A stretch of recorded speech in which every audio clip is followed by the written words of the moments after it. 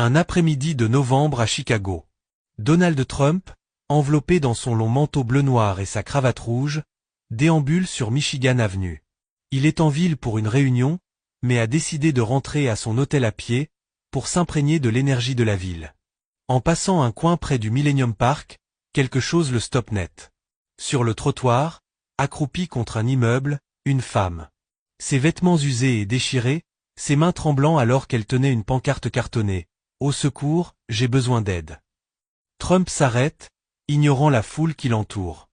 Il est frappé par le regard fatigué de la femme. Il s'approche lentement, attirant des regards curieux des passants. « Madame, dit Trump, comment vous appelez-vous » La femme relève la tête, surprise. Elle ne s'attendait pas à quelqu'un, encore moins à Donald Trump. « Teresa Ansley, répond-elle hésitamment. Trump s'agenouille devant elle. « Vous êtes une vétérane » ?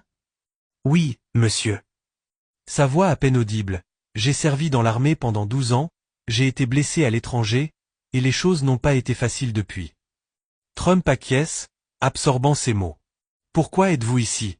N'avez-vous pas un abri » Teresa secoue la tête. « J'ai perdu mon appartement il y a plusieurs mois. Je ne pouvais plus payer le loyer.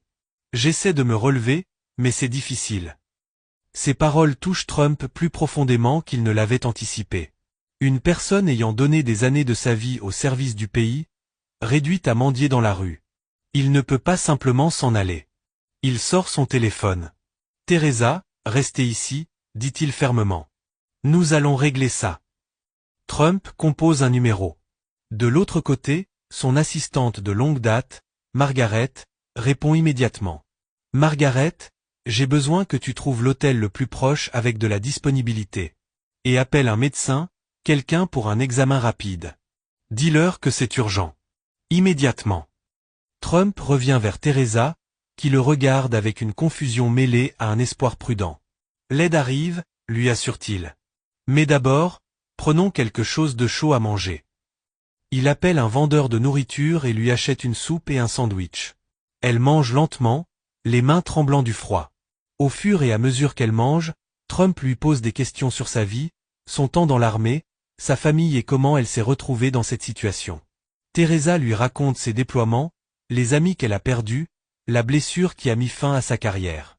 Elle parle des difficultés de la transition vers la vie civile. Quelques minutes plus tard, un SUV noir élégant s'arrête au bord du trottoir. Margaret a agi vite. Un chauffeur élégant sort, ouvre la portière. « Teresa, » dit Trump doucement, l'aidant à se lever. « C'est pour vous. Nous vous emmenons quelque part de sûr. » Teresa hésite. « Pourquoi faites-vous ça, monsieur Trump? Vous ne me connaissez même pas. » Trump la regarde droit dans les yeux. Quelqu'un aurait dû le faire il y a longtemps. Le SUV la conduit dans un hôtel de luxe. Le personnel, averti par Margaret, l'accueille comme une VIP. Elle est conduite dans une suite au dernier étage, où une douche chaude, des vêtements propres et un lit confortable l'attendent.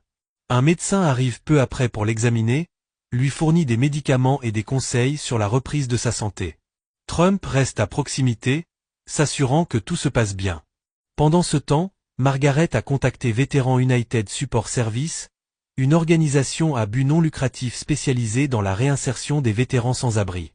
En 1 heure, leur représentante, une femme souriante nommée Lisa, arrive. « Teresa, » dit Lisa, s'asseyant à côté d'elle, « nous allons t'aider avec le logement, la formation professionnelle et tout ce dont tu as besoin. Tu n'es plus seule. » Les yeux de Teresa se remplissent de larmes. Elle regarde Trump, debout tranquillement dans un coin, et lui dit « Je ne sais pas comment vous remercier, monsieur Trump. » Trump avance avec un sourire bienveillant. « Vous n'avez pas besoin de me remercier, Teresa. Vous vous êtes mérité ça il y a longtemps. » Le lendemain matin, Teresa avait un nouveau plan. Veteran United avait trouvé un logement temporaire et Trump avait fait en sorte que sa fondation couvre son loyer pendant la première année. Il lui a même remis un chèque pour les dépenses immédiates. Alors que Trump se prépare à partir, Teresa l'arrête. « Monsieur Trump, » dit-elle, la voix maintenant ferme. « Vous avez changé ma vie d'une façon que je ne peux pas décrire.